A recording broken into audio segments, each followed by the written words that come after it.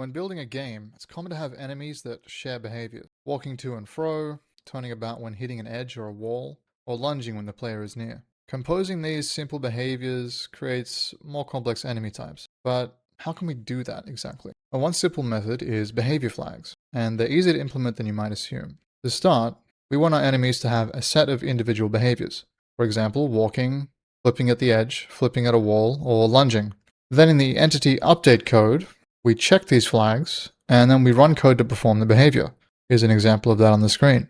Okay, but there's a problem. Some behaviors, such as lunging at the player, need to be completed before others may continue. This can be fixed in several ways. One method is to add a timer to the entity struct. You can see here we add a lunge timer. When the timer is above 0, some behaviors are not run, and the lunge can't be started as well. But what happens when we need something a bit more complex, like a boss battle? This demon boss has multiple attack patterns. It searches for the player while flying near the ceiling. It swoops down in an arc. It breathes fire at long range, or fiery orbs. And it does a close range circular fire attack. And these all need to happen in sequence. So they're phases that transition based on timers and the player position. Behavior flags don't really work for this. We need boss-specific flags for every state transition. If we just added those all to the same behavior flags, the entity update would become cluttered with special cases from all the different bosses. And tuning the boss attacks would also affect normal enemies, and tuning normal enemies would affect all the bosses. So, I broke my own rule. Instead of having all of the entities use only behavior flags, bosses get a special escape hatch, a custom update hook. If an entity has a custom update procedure, then we'll hook into that and call that instead of the normal code path. Now the boss gets its own state machine.